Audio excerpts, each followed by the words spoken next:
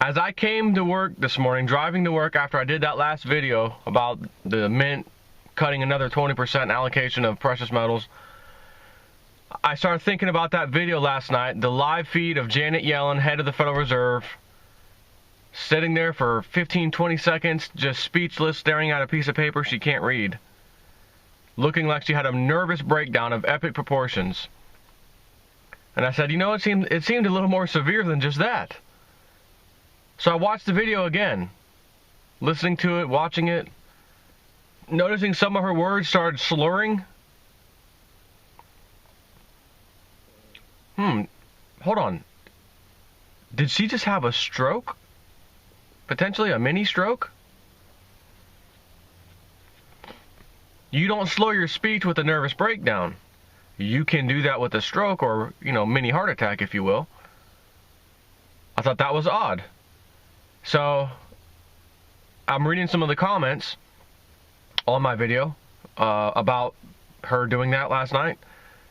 Titled, she's had a, massive nervous breakdown.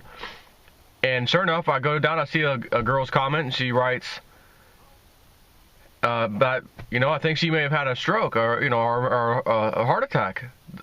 And I said, oh, and I'm thinking this whole time, man, and I'm not saying she faked this. There's no way she faked that. Excuse me, my nose is itching. I said, man, I remember Bix Weir, who's been saying for a long time now, you just wait and see when the party's getting ready to get started, so to speak. She's going to either step down or be replaced or be in second of command, and the person who's going to step up and really run the show is a man by the name of Stanley Fischer, who's like second in command at the Fed. He's the one running the show behind the scenes. She's just the puppet mouthpiece, kind of like Obama's a puppet mouthpiece president we have at this current point in time. That's what the Fed is. And she also mentioned, which I 100% agree with, which is why I'm doing this video again right now, the second one. And she says,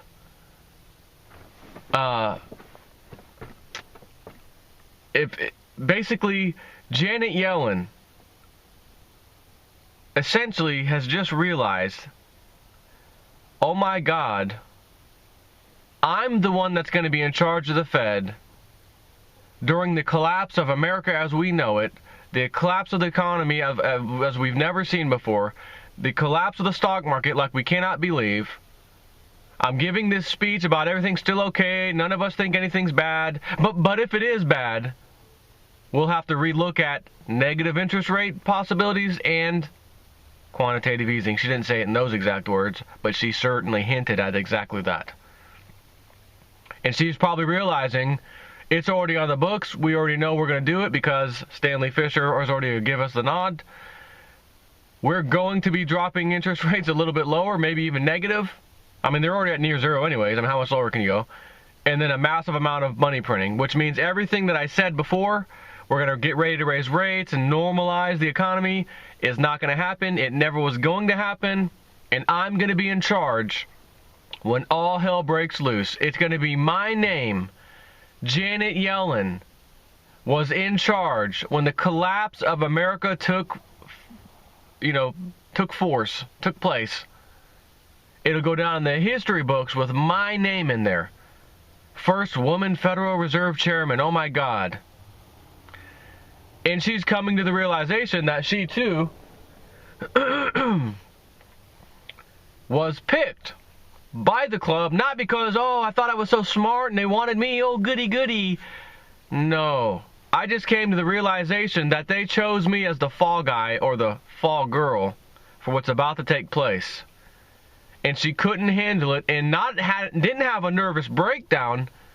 May have literally had a stroke on stage because she knew that. She just came to that conclusion and is reading this script, and as she's reading it, knowing is messed up. I've seen her give plenty of speeches. She's normally speaking, everything's fine and good, and even though she might know a little more than that, she still is okay with reading the nonsense. All of a sudden, she's struggling, and she's sitting there staring at the page for at least 15 seconds in pure silence in the middle of a sentence, stops, and is just staring. And then it starts to continue again, and then you start to hear that slur a few times. A couple words very clearly. Did she have a nervous breakdown of epic proportions? Maybe. Or was it far worse than that? And she had a heart attack, aka miniature stroke, however you want to call it, while she was giving that speech because it was that devastating and her whole body couldn't take it.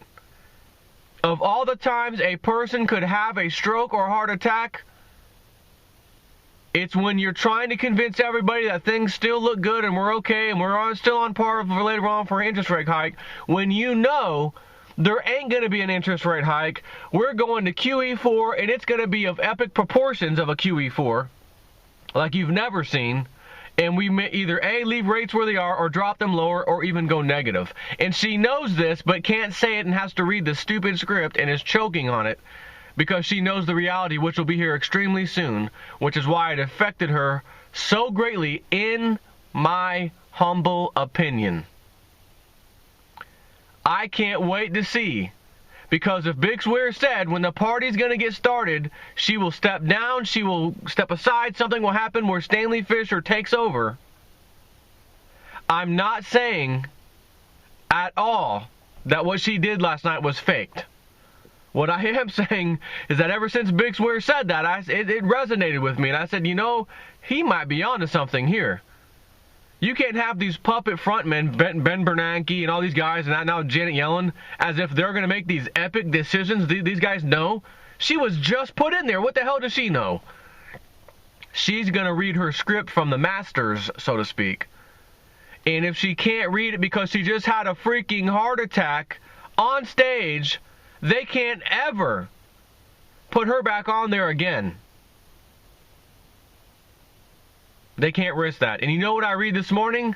Markets rally after Yellen's speech this morning.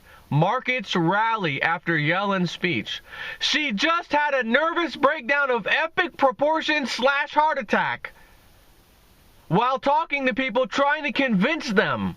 Not just giving a speech, convincing us, don't worry, normalization in the rates are coming very soon. Before the end of the year, we still look like we're going to do it, as long as we don't see any economic indicator changes. Because if we do, then we will have to relook at things.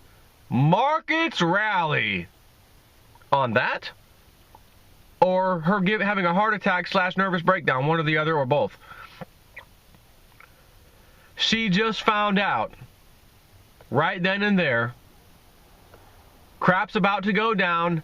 I'm going to be in charge. It's going to be my name attached to the biggest epic failure. People are going to then ask me, why didn't you raise rates? What was wrong with you? Oh my God. And I can't tell them that I'm only doing what I'm told. I have to look like I'm making a decision here. And listening to my advisors, most importantly, Stanley Fischer, who's the man behind the curtain, except he's not behind the curtain. He's already exposed. We already know he's in there. He's second in command. And that's where the orders are coming from. When 9/11 happened, where was George Bush? Oh, in the school, talking to little school children. He flew off. And was he in charge? No. Who was in command? Dick Cheney, second in command. He was the one running the show. This is no different. Janet Yellen is not the one in command. It is the second in command, and that is Stanley Fischer. As Big Swear said, 100%, he is right. And I think maybe Stanley Fischer may not have come up and took over originally, as maybe Big Swear thought, even though he'd be doing the things. She would still be the visible person. Oh, I'm the one with the policies. Now that she had this little health incident, she's stepping down almost immediately due to some concerns, just pick a reason. And we got to find somebody new urgently. Or B, she's going to stay there. I'm taking a little, time off, so to speak. Stanley Fischer's taking over. The big collapse, whatever you want to call it, happens. He's in charge, and they go on with their plan. Or again, they pick somebody else to take her spot. That's not Stanley Fischer, because he don't want to be in the spotlight. He's one of the club members. We got to have some sheep in the spotlight, in charge, some puppet. The real power are the people who are the advisors. It's been that way since Christ was a T5 gunnery sergeant. I got that from an old man one time. Since Christ was a T5. Don't know where he got that from, but I liked it. The advisors have always advised the kings. The kings didn't know anything. You can't know anything unless you trust and respect your advisors who are telling you the truth. And if they decide to get together and not tell you the truth for some reasons of their own, then sorry about your luck and sorry about the people's luck, because the king's going to make some decisions that ain't too good. That goes for the president, Congress, and the Federal Reserve chair, and that's right now Janet Yellen.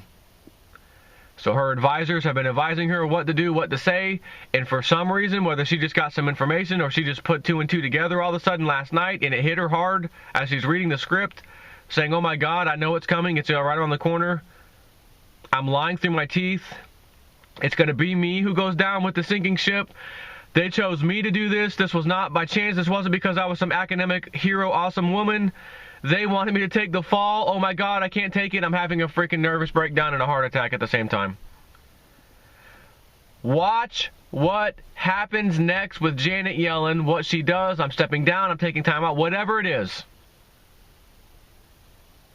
There has to be something. I'm convinced. Take care.